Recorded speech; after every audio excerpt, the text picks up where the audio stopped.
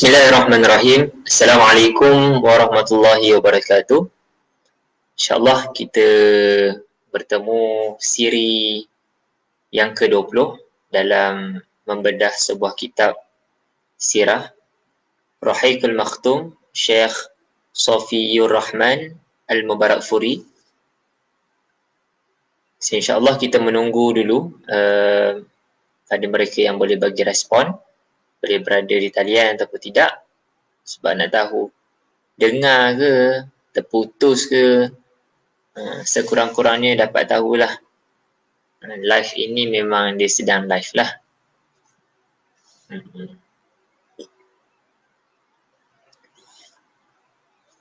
InsyaAllah pada hari ini kita telah masuk pada siri yang ke-20 ni.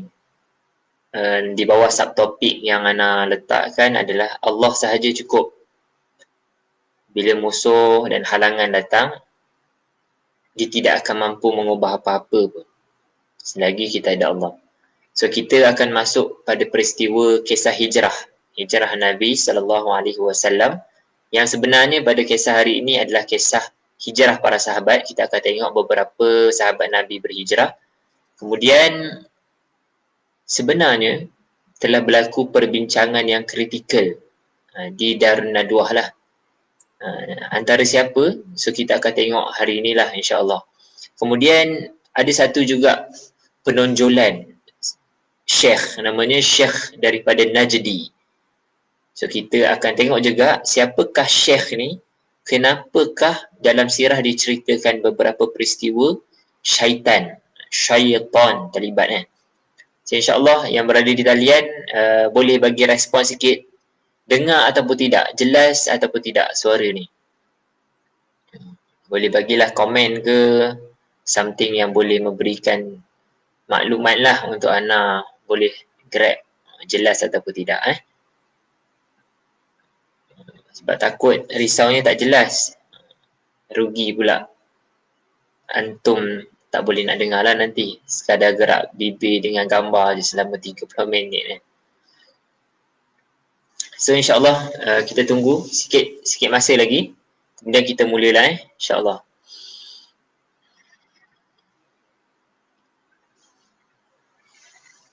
Ada sesiapa yang boleh bagi respon? Dengar jelas ataupun tidak?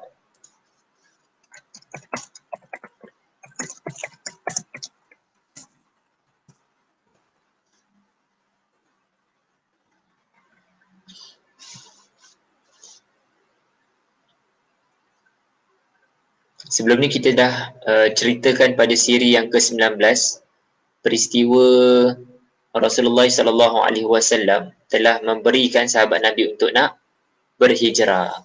Sebila berlakunya peristiwa untuk melepaskan penghijrahan, maka berlakulah beberapa ujian-ujian yang berlaku ke atas orang-orang Islam. Yang kita tengok juga pada siri yang ke-19 sebelum ini, ada sahabat Nabi yang kena tangkap ketika peristiwa hijrah, dan beliau kemudiannya dibebaskan. Dalam keadaan dibebaskan ketika mana Islam menang. So insyaAllah dah ada respon. Jelas ke? Clear ke? Akhi Yusuf Azman dengar? Kalau jelas, clear, insyaAllah kita mulakan teruslah sesi sirah ni. Tak lama pun, 30 minit. Tapi at least kita dapat benda yang baru, ataupun kita tak sempat untuk nak menelaah secara peribadi, so kita dapatlah mendengar lebih baik insyaAllah. So insyaAllah kita masuk pada siri yang ke-20 ni. Di bawah satu subtopik yang Ana sendiri letak, iaitu Allah sahaja cukup. Musuh, halangan, dia datang, dia tidak akan mengubah apa-apa. Dia tidak akan memberikan apa-apa kesan, sebab Allah dah cukup untuk kita. So beberapa kisah ketika peristiwa hijrah, kita ceritakan hari ini ada 4 kisah. 4 kisah. Kisah pertama iaitu keluarga, daripada keluarga Abu Salamah. Abu Salamah ni, Abu Salamah dia nak berhijrah bersama dengan isteri dia Ummu Salamah dengan anaknya. 3 orang ni nak berhijrah serentak. Apa yang berlaku ketika peristiwa hijrah ni adalah keluarga mereka tidak benarkan mereka nak berhijrah. Abu Salamah kalau kau nak pergi seorang-seorang. So Ummu Salamah ni diambil oleh keluarga dia. Bayangkan kita ada mak mertua, ayah mertua, dia ambil. Dia kata tak boleh macam ni. Dia ada keluarga dia di Mekah. Kemudian dia ada anak. Anak ni berebut antara siapa dengan siapa? Keluarga Ummu Salamah punya mak dan ayah dan keluarga Abu Salamah punya ibu dan ayah. Berebut. Diceritakan dalam sirah, tangannya putus. Ada riwayat yang kata tangannya patah. Kena tarik. Tarik, pom, patah. So kita tahulah dia adalah masih lagi kanak-kanak, budak-budak. So akhirnya terpisah. Tiga ni terpisah serentak. Ibu, ayah dan anak. Tak berjumpa. Terpisah. Abu Salamah pergilah seorang diri. Kita boleh tengok pengorbanannya. Pergi juga untuk tak nak korbankan Islam dan dakwah ni. Agama yang dia sayang. Jadi apa yang berlaku? Si perempuan ni ataupun Ummu Salamah ini setiap hari selama setahun pergi keluar pagi, balik petang, pergi menjerit, menangis kat satu sudut, menanti dan menunggu nak pergi keluar. Nak pergi keluar, rindu pada suami, rindu pada Islam, pada keluarga dia, pada anak-anak dia anak dia. So akhirnya selama setahun adalah keluarga yang simpati. Keluarga yang simpati ni dia kata apa? Biarkanlah dia pergi. Dah teruk sangat dah ni. Setahun dah macam ni. Ada benda beberapa yang kita boleh belajar. Pertama, kalaulah ada orang yang selama 3 hari putus cinta kan, ataupun seminggu putus cinta, ataupun sebulan menangis, kita boleh kata dia mungkin boleh jadi gila. Perhatikan Islam. Islam datang walaupun menangis selama setahun, kita boleh ikut logik. Tetapi tidak berlaku peristiwa nangis ataupun gila ataupun nak bunuh diri, tak ada. Sebab dia hidup dengan Islam. Sebab tu orang yang betul-betul hidup dengan Al-Quran, dengan Islam, walaupun terpisah dengan keluarga, walaupun menangis setiap hari, tetapi sebenarnya dia bergantung dengan Allah. Dia tidak akan berlaku peristiwa, kalau kita kata istilah medical ataupun psikologi kan. Masalah psikologi, otak lah. Tapi dalam Islam, bila kita tengok dia hidup dengan Islam, dia tidak kena benda tu. Sebab dia ada Allah sebenarnya. Sebab tu bila ada orang ada masalah stres ataupun gejala masalah tak sihat akal, otaknya, bawa dia semula kepada Allah. Sebab Allah sentiasa ada untuk jadikan dia punya kekuatan dan juga bekalan. Itu pertama, kita boleh belajar peristiwa setahun, dia tidak menggilakan 3 orang ni. Sama ada Abu Salamah, Ummu Salamah ataupun anaknya. Bila cukup setahun, dia keluar macam biasa. Dan akhirnya mereka ni bertemulah semula. Kedua, pengorbanan yang kita nampak dalam peristiwa Abu Salamah, Ummu Salamah dengan anaknya dan juga keluarga besarnya. Dia adalah pengorbanan tentang keluarga. Iaitu apa? Nak berhijrah, nak bawa Islam ni, nak bawa dakwah ni, ada waktu dan fasanya kena tinggalkanlah orang yang kita sayang. Iaitu isteri, anak. Ke depan ni bila dia berhijrah, dia tak tahu apa yang jadi. Mungkin boleh jadi mati tengah jalan ataupun sampai ke Madinah mati. Kita tak tahu ke depan ni macam mana. Istilahnya tadilah depress kan. Depress. So tak berlaku dalam Islam bila dihidup dengan dakwah, dihidup dengan Allah. Kan best kalau kita tengok sirah. Sirah menyelesaikan masalah depress. Kalau kita tengok betul-betul lah perjalanan hidup Rasulullah dengan para sahabat. Tak ada yang berlaku. Kemudian ibrah yang ketiga yang kita boleh tengok adalah tarbiyah ni perlukan masa. Sebab itulah dalam tempoh setahun ni, dari sudut manusiawi ni terbina dalam keluarga Ummu Salamah ni untuk nak bebaskan dia. Abu Salamah punya keluarga pun bagi semula anak dia. Sebab tu tarbiyah perlukan masa. Tarbiyah perlukan masa untuk nak membina perasaan. Sebab itulah kalau berdakwah dengan family, ambil masa lah. Dia bukan sekali, 2 kali, seminggu, sebulan berubah. Tak, ambil masa. Okay, ni peristiwa Abu Salamah dan ibrah yang boleh kita ambil. Peristiwa yang kedua pula kita tengok adalah Suhaib Ar-Rumi. Suhaib Ar-Rumi ni kita dah ceritakan sebelum ni. Dia datang daripada keluarga yang asalnya baik, kemudian hilang mak dan ayah, kemudian dia pergilah mencari orang-orang yang soleh, baik, dan akhirnya adalah perjalanan hidup dia tak berjaya jumpa orang yang soleh sebenarnya. Akhirnya bertemu dengan Rasulullah SAW. Dia asalnya saya sebut tadi daripada keluarga yang bijak, kaya, kemudian hilang. Kemudian sebab tu bila dia sampai semula di Mekah, dia boleh run bisnes. Sebab dia memang daripada keluarga yang bisnes, yang boleh kaya untuk nak boleh berniaga. Kemudian ketika dia nak berhijrah, kafir Quraisy tak bagi dia. Kafir Quraisy kata, sebab apa? Sebab Suhaib Ar-Rumi ni adalah hamba. Bila dia sampai, sahaja ke Mekah, dia bekerja dengan orang dulu, terlebih dahulu. So dia kaya dengan sebab dia bekerja dengan orang. Sebab tu orang kata pada dia, kau dulu miskin, kemudian kau kerja dengan orang, kau ada harta. Kemudian kau nak pergi dengan mudah macam tu juga dengan harta-harta kau yang banyak ni. Akhirnya Suhaib Ar-Rumi dia kata macam ni, nak tak? Apa kata kalau aku serahkan semua harta? Dalam buku Ruhaikul Maktum Ibn Ishaq dan Ibn Hisham dia kata apa? Serahkan semua harta. Boleh tak kau bagi laluan kepada aku? Sebulat suara mereka ni, nak cerita bukan seorang dua yang menahan Suhaib Ar-Rumi ni. Ramai. Dan mereka kata sebulat suara, ya boleh. Maka kita faham, orang kafir ni sebenarnya ada yang tak ada masalah pun kalau dalam menganut agama. Dia masalah bila orang tu bawa ekonomi ataupun bawa duit, bawa harta. Sebab itulah harta ni adalah benda yang sangat bahaya. Termasuklah orang yang dah ikut dakwah dan tarbiyah. Alam pekerjaan, bila ada duit, bila dapat sumbangan, dia bermain dengan duit, harta dan angka. Bahaya kan? Kemudian Suhaib Ar-Rumi ni dengan mudah dilepaskan macam tu. Kemudian Rasulullah SAW bila dengar kisah Suhaib ni, dia kata apa? 2 kali Rasulullah kata, beruntunglah wahai Suhaib. Beruntunglah wahai Suhaib. Jadi kita boleh belajar dalam peristiwa hijrah ni. Hijrah maknanya meninggalkan, berubah, bergerak. Dan kisah Suhaib Ar-Rumi ni dia tinggalkan apa? Dia pernah kaya, kemudian dia miskin. Dan dia pernah kaya semula di Mekah dan akhirnya dia miskin. Dan dia kaya semula di Madinah. Nak ceritanya, dalam kita nak berubah, ikhwati fillah, dalam kita nak berdakwah, memang kita kena tinggalkan benda yang kita sayang. Sebab tu dalam Al-Quran Allah sebut, a'udzubillahi minasyaitonir rajim, lan tanalul birra hatta tunfiqu mimma tuhibbun. Kalau nak betul-betul kita infak yang terbaik adalah kita bagi barang yang kita sayang. Boleh jadi pekerjaan kita, tapi selama ni dakwah kita terkorban. Kita punya binaan kita tak boleh nak tengok sangat. So mungkinlah bila kita tengok belajar daripada Suhaib Ar-Rumi ni adalah berhenti kerja kan. Tapi nak ceritanya inilah pengorbanan as-sabiqunal awwalun ataupun golongan muassis, golongan yang pengasas ataupun pemula kepada dakwah itu hidup. Sehingga kan kisah Suhaib Ar-Rumi ini dirakamkan dalam sirah. Sehingga kan bila hari ni kita baca, oh ada orang yang macam ni. Sebab itulah ikhwah, kalau kita menciptakan sesuatu yang di luar daripada kebiasaan kita buat ataupun ikhwah lain buat, dia akan menjadi kisah dan kuduah untuk nak diikuti. Tak ada masalah sebagai dorongan. Tadi adalah hijrah dari sudut tinggalkan harta. Tadi pengorbanan kepada tinggalkan isteri dan anak. Hebat tu. Tinggalkan harta pula. Okey, sekarang kita tengok pula. Tinggalkan ibu. Apa yang berlaku? Baik.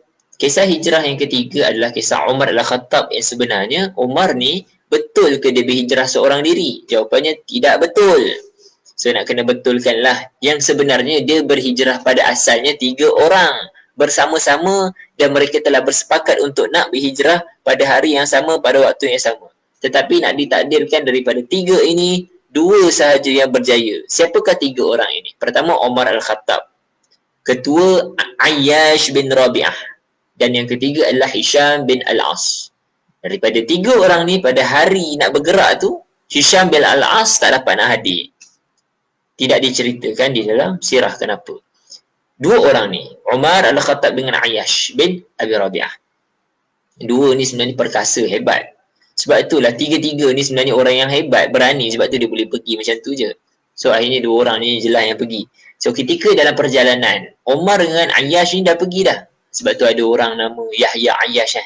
Hebat nama ni. Nanti kalau ada masa, habis sesi ni cuba Google sikit nama Yahya Ayyash. Hebat dia. Orang yang mencipta bom di Palestin. Yahya Ayyash. Kemudian dia mati dengan bom, iaitu dengan handphone. Orang Israel, la'natullahi alaih, bomkan dia dengan handphone. Yahya Ayyash. Itu orang Palestin. Sahabat Nabi ni namanya Ayyash. Ayyash. Kemudian bila Umar dengan Ayyash ni sampai ke satu tempat di masjid. Nama masjid tu adalah Masjid Quba. Masjid Quba. Soalannya, Rasulullah dah sampai ke belum? Masjid Quba ni didirikan bila? Kenapa dalam Ruhaikul Maktum dia kata, waktu Umar Al-Khattab dengan Ayyash sampai ni berada di Quba. Sedangkan Masjid Quba tu didirikan setelah Rasulullah sampai dulu. So jawapannya adalah Umar dengan Ayyash dia sampai ke satu tempat bernama Quba. Itu sahaja.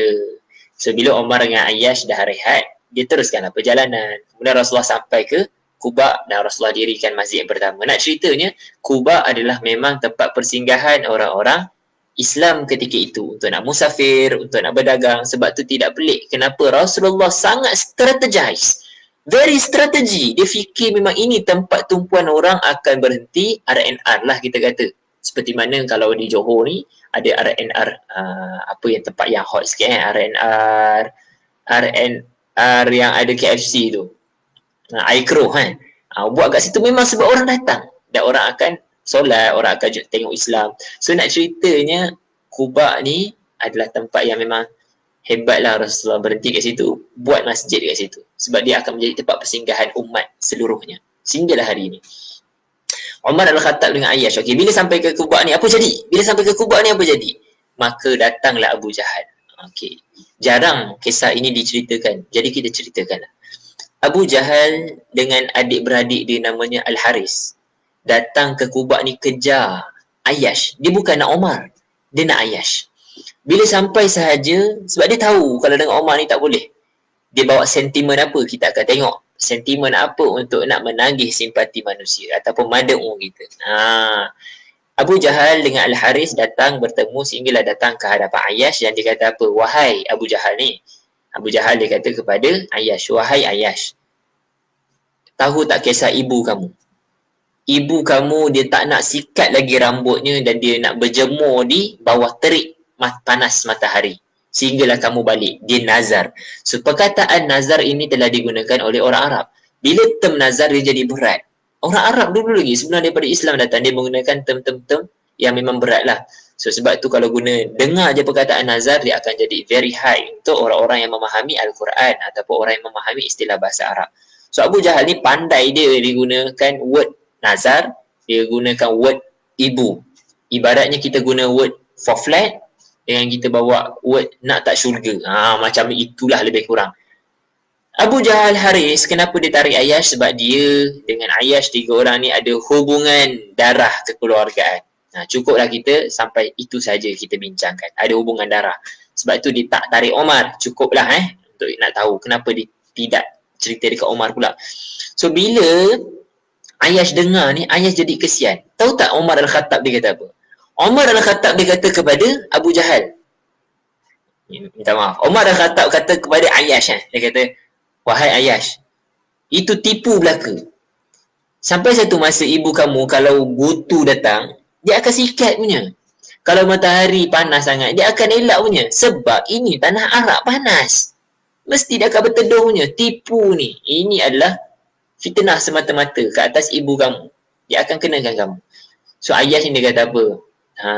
So Ayyash pun dia simpati. Dia kesian kat ibu dia.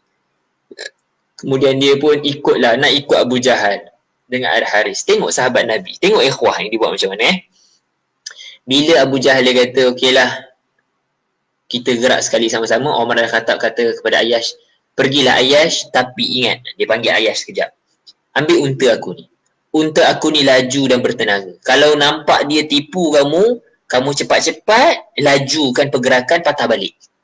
So nak cerita ni, ikhwah ni tak sampai hati. Bila kita tengok ada ikhwah kita scene je double tick, senyap, live group ke, tak respon ke, kita sebagai seorang al-akh. Umar Al-Khattab dengan Ayyash dia tak ada hubungan darah. Dia hubungan akidah. Dia bagi yang terbaik. Dia message ke, dia tanya khabar lagi ke, dia cuba godam dekat Instagram pula ke, dekat Facebook ke, dekat Messenger. Buatlah macam mana Nak ceritanya Umar dia sayang kepada Ayyash ni juga, dia bagilah unta dia. Dan dia bagi, dia pesan, kalaulah nampak macam kena bohong, patah balik. Patah balik. So nak ceritanya, Abu Jahal ni pun bijak. Kan? Abu Jahal ni bijak lah dia kan. Kemudian bila dalam perjalanan balik tu, Abu Jahal pun dia kata macam ni, penatlah, boleh tak kalau kita gile-gile, tukar naik unta kamu, aku tengok unta kamu ni cergas, kamu naik pula pergerakan aku. So Ayyash pun baik yang soleh boleh. Bila dia turun je, akhirnya Abu Jahal dengan Al-Haris tangkap dan ikat dia, seret bawa sampai ke Mekah. Nak ceritanya selagi mana dia orang kafir, kita tidak boleh terima dengan mudah kata-kata dia. Kita kena belajar juga kan, tengok daripada sirah dan memahami tafsir dalam surah Al-Kafirun. Baik, Apa ibrah yang boleh kita belajar? Pertama, dalam dakwah ini kita boleh main benda yang simpati untuk nak timbulkan rasa kasihan kepada mada umum kita, iaitu bawalah ibu. Contoh, akhi, kesianlah kat mak hantar. Kalau hantar macam ni lah, tak nak ikut tarbiyah dakwah lagi, siapa yang nak bawa syurga untuk keluarga hantar? Contoh pertama lah kat situ. Kedua, itu untuk kita menarik mada umum. Kedua pula, kita kena jaga-jaga pula untuk da'i.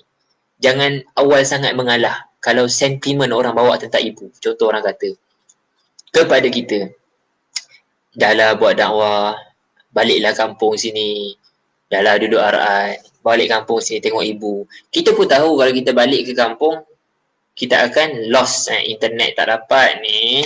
So ada masa yang terbaik adalah bincang lah, seperti mana Omar Al-Khattab dia bagi dah masukan. Tinggal kita je lah nak dengar ataupun tak nak, itu je lah. Tak nak cerita panjang-panjang. Manfaatkanlah murabbian tu. Okey, itulah 3 kisah. Kisah yang keempat ini adalah kisah yang nak berhijrah tetapi dia ditangguhkan seketika. Siapakah nama orangnya? Namanya adalah Abu Bakar As-Siddiq. Abu Bakar ini dia memang nak berhijrah pada awalnya. Dia pesan kepada Rasulullah, aku dah tengah siap-siap ni. Kemudian Rasulullah SAW tenangkan. Dia kata apa? Bertenang. Aku ni belum diizinkan lagi. Apakah Tuhan hamba berharap demikian ya Rasulullah? So dia berlakulah dialog. Sedangkan Abu Bakar dia nak bergerak dengan temankan Rasulullah SAW. Akhirnya Abu Bakar dia sediakan dalam tempoh ni, selagi mana tak gerak, dia sediakan 2 tunggangan. Satu untuk dia, satu untuk Rasulullah, dengan makanan yang dipungut cukup untuk dalam tempoh 4 bulan. Nak ceritanya, dalam nak berhijrah, dalam nak berdakwah, kena ada bekalan. Bekalan rohani insyaAllah kena ada lah. Allah tu ada. Sahabat Nabi kot. Kedua, bekalan dengan ikhwah ataupun murabbi. Dah ada Abu Bakar bergerak dengan Rasulullah. Lagi satu bekalan yang memang kita kena perlukan untuk nak hidup fizikal, iaitu makan dan minum. Sebab itulah untuk nak bergerak dakwah, betul kita ada Allah, kita ada ikhwah, kita juga perlukan material, alat untuk nak buat dakwah. Itulah bekalan-bekalan yang kita kena ready kan. Seperti mana Abu Bakar dia ready kan. Dia bukan bergantung dengan tawakal yang kosong Jadi kita tengok pula apa yang berlaku setelah peristiwa 4 orang berhijrah, 3 berhijrah, seorang tangguh dulu. Perancangan kritikal yang berlaku di Darul Nadwah, Parlimen Quraisy. Tadi kita ceritakan, topik yang anda letak ni adalah Allah sahaja cukup dah. Musuh dan halangan ni dia akan datang tau. So bila berlaku perbincangannya apa? Kalau kita tengok dalam buku Rahikul Maktum, sebenarnya Quraisy ni risau pada pertama, faktor ekonomi. Dia akan mengganggu gugat. Bila orang berhijrah, ya hijrahnya adalah di Madinah, Islam akan jadi kuat dan mereka terpaksa bagi duit kepada orang Islam. Dia akan ganggu ekonomi orang-orang kafir Quraisy. Kedua, dia ganggu ekonomi dari sudut apa lagi? Kekayaan dan entiti ideologi berhala tu. Sebab selama ni berhala, itu adalah bisnes dia jual.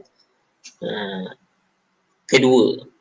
Ketiga, tempat Madinah tu sendiri. Kalau orang Islam pergi, dia akan mengganggu gugat orang Quraisy sebab kat situ adalah pusat tempat berkumpulnya kabilah-kabilah perniagaan. So 3 benda ni yang ceritakan dalam Sirah Rahikul Maktum.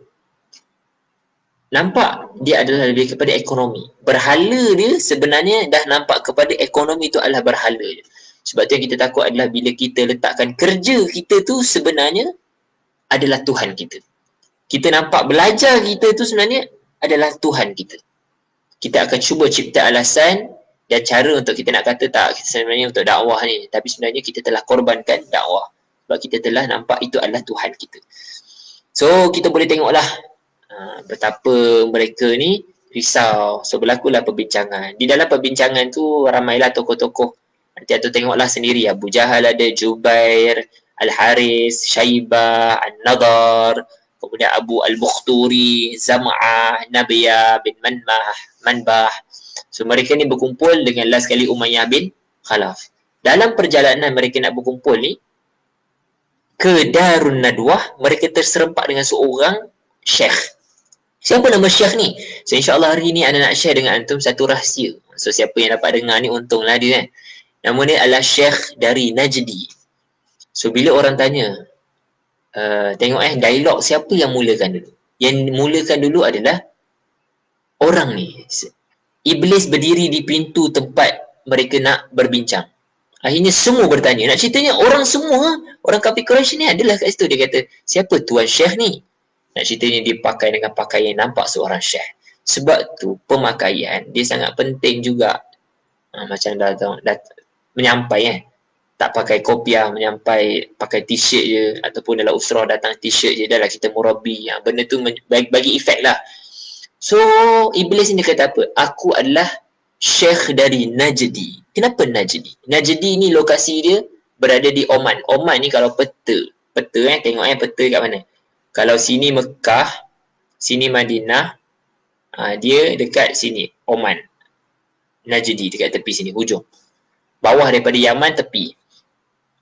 So aku dengar kamu nak berbincang sesuatu perbahasan, aku nak ikut kamu, boleh. Akhirnya diorang kata silakan. Okey, kita belajar dekat sini. Siapakah Syekh ni? Kita tak bagi lagi jawapan kepada apa yang diorang bincangkan tu. Hari ni kita bincang sebelum kita tangguh majlis hari ni. Kita nak tahu sebenarnya dalam dakwah ni ada fake dakwah yang kita kena tengok juga tentang bisikan iblis ataupun syaitan ni. Di dalam buat masa ni sampailah hari ni, siri yang ke-20 kita telah tengok ada 3 tempat syaitan ni dia munculkan diri. Kalau dalam buku Rahikul Makhtum, Syekh Al-Mubarakfuri diceritakan, hakikat syaitan ni sebenarnya musuh kita dan musuh dakwah ini. Lama dah kita tahu. Tapi jarang kita bincangkan dalam rancangan dakwah. Kalau Ahmad Ar-Rashid, dia tulis buku fake dakwah dalam Sina'atul Haya, dalam buku Al-Masarnya, dalam buku Matala'nya, dia cerita tentang ilmu dan perancangan. Tetapi masih lagi belum ada lagi orang cerita tentang syaitan iblis. Firasat-firasat orang mukmin juga ada diceritakan oleh Ahmad Rashid. Cuma kita kena keluarkanlah kot satu masa nanti siapa yang bidang dakwah boleh buat PhD dalam bidang dakwah, keluarkan satu juga. Sebab dalam sirah ada, maka dia relevant ataupun significant. Sebab tak ada lagi orang menulis cerita tentang peranan syaitan dalam menggagalkan dakwah. Kenapa anak kata relevan? Pertama, dalam surah Al-As, dia ada sebut dalam surah An-Nas, bisikan daripada, aku berlindung daripada kejahatan was-was syaitan yang mengintai-ngintai. Nak cerita dalam Al-Quran ada. Dah cerita dah tentang perancangan syaitan ni. Kita kena berhati-hati. Kedua, di dalam sirah pula kita tengok. Nabi Adam dan Hawa turun sebabkan syaitan. Nak cerita ni, iblis dan syaitan ni menjelmakan diri dan dia mengganggu kerja dakwah ni. Kedua. Ketiga, peristiwa Bai'atul Aqabah, ingat lagi tak? Ketika mana peristiwa Bai'atul Aqabah yang kedua ni, ataupun Bai'atul Aqabah Kubra yang disebut dalam buku sirah, semua tak ada apa-apa. Orang kafir tengah tidur, orang Islam tengah bincang, tiba-tiba iblis dijerit dan didengari oleh seluruh pelosok orang Madinah. Siapa yang jerit tu sehingga orang kafir bangun? Iaitu iblis. Nak ceritanya, berlaku iblis dia bersuara sehingga mengganggu. Keempat adalah peristiwa Darun Nadwah ni. Dia bertukar jadi seorang manusia, jadi Pak Syekh, mengaku daripada Najdi, kemudian dia kata aku nak join sekali dan dia bagi cadangan. So nak ceritanya, kita perlukan kekuatan rohani sebenarnya dan kebergantungan dengan Allah. Sampai satu masa, bila musuh dah buntu nak buat apa, akan datang iblis untuk nak bagi cadangan kepada musuh-musuh ni punya angkara.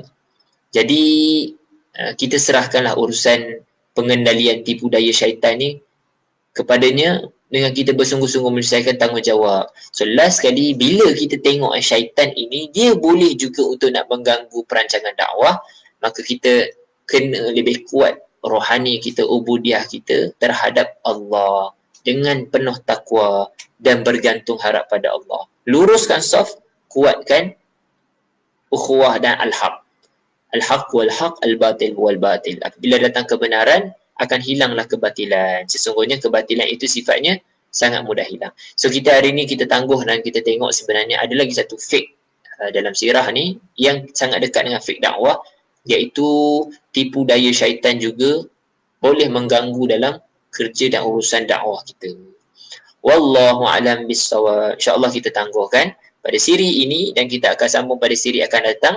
Apakah isi-isi berlakunya dalam perjumpaan Darun Nadwah tersebut dan apa yang berlaku ke atas Abu Bakar dan juga Rasulullah SAW setelah daripada itu. Wallahu a'lam. Assalamualaikum warahmatullahi wabarakatuh.